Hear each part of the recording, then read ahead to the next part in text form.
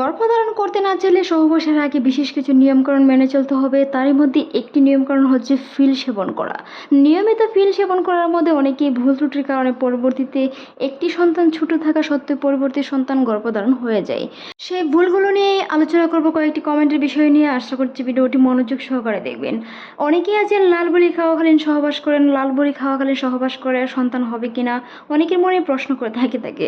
সহবাস মাঝে মধ্যে হলে গর্ভধারণ হবে কিনা, কিংবা সহবাস মাঝে মধ্যে হলে পিল খাওয়ার নিয়ম। বিশেষজ্ঞরা বলে থাকেন একজন মা যদি গর্ভধারণ করতে না চায় তাহলে তাকে প্রতিনিয়ত পিল সেবন করতে হবে। যদি সে সহবাস করে সেই ক্ষেত্রেও তার পিল সেবন করতে হবে, সহবাস না করলেও পিল সেবন ঠিকই করতে হবে। মনে রাখতে হবে প্রথম ডোজ যদি আপনি গ্রহণ করেন সেই ক্ষেত্রে প্রথম 7 দিন অর্থাৎ মাসিকের প্রথম 7 দিন অবশ্যই কন্ডোম ইউজ করার চেষ্টা করুন। মনে রাখতে হবে মাসিকের প্রথম দিন থেকে যদি আপনি সাদা বড়িটি খান তাহলে সবচেয়ে ভালো। আর যদি না খেয়ে থাকেন তাহলে মাসিকের প্রথম থেকে পঞ্চম দিনের মধ্য থেকেই যে কোনো একদিন সাদা বড়িটি খেতে হবে নিয়মিত, যতদিন পর্যন্ত সহবাস করবেন। যদি মাঝে মধ্যে একদিন মধ্যে গ্যাপ দিয়ে সহবাস হয় সেই ক্ষেত্রেও কিন্তু আপনার নিয়মিত পিল খেতে হবে। যদি আপনি পিল বন্ধ করে দেন, যেদিন সহবাস করেন সেদিন পিলটি খেয়ে থাকেন, পরবর্তীতে পিল না খান, তাহলে কিন্তু গর্ভধারণ হতে পারে। নিয়মিত খাবার বাড়ির মধ্যে ফেমিকন, সুকি বা মার্বেল সেবনের মধ্য দিয়েও চাইলে মাসিকের প্রথম থেকে পঞ্চম দিনের মধ্যে থেকে যে কোনো একদিন আপনাকে সাদা বড়িটি শুরু করতে হবে। 21 দিন সাদা বড়িটি খাওয়ার পর লাল বড়িটি খেতে হবে। তবে লাল বড়ি খাওয়াকালীন সহবাস করলে অবশ্যই গর্ভধারণের সম্ভাবনা থেকে যায়, সেই সময় কন্ডোম ব্যবহার করার চেষ্টা করুন। তবে প্রথম 7 দিন যখন আপনার মাসিক হবে সেই সময় প্রথম 7 দিনের কন্ডোম ব্যবহার করার চেষ্টা করুন, যেটি আপনার সবচেয়ে নিরাপদ। বিশেষ করে মনে রাখতে হবে প্রতিদিন একই নিয়মে একই সময়ে খাওয়ার চেষ্টা করুন। বিশেষ করে রাতে শোবার আগে খাওয়া সবচেয়ে ভালো। তবে প্রতিদিন একটি করে সাদা বড়ি অবশ্যই রাতে শোয়ার আগে খাওয়ার চেষ্টা করুন। যদি মনে না থাকে পরবর্তীতে যখনই মনে হবে সঙ্গে সঙ্গে ভুলে যাওয়া পিলটি খেতে হবে। মনে রাখবেন সেদিন আপনাকে 2টি পিল খেতে হবে।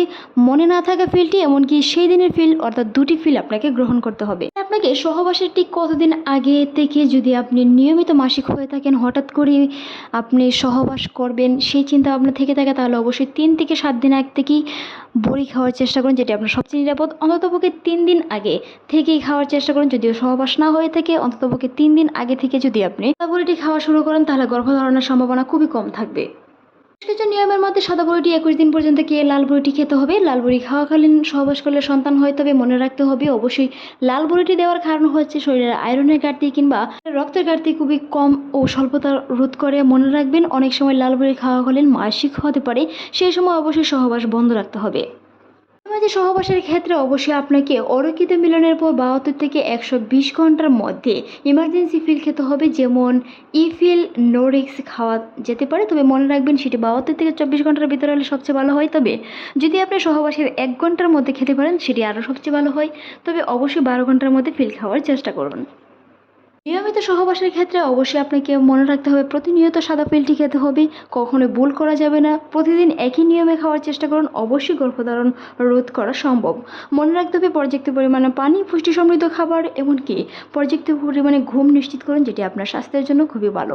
মনে রাখবেন পিল খেলে কিছুটা বমি বমি ভাব বা মাথা ঘোরানোর মতন অনুভূতি হতে পারে, সেটি অনেক সময় দুর্বলতার জন্য হয়। তাই প্রতিদিন অন্ততপক্ষে কুসুম গরম দুধ খাওয়ার চেষ্টা করুন।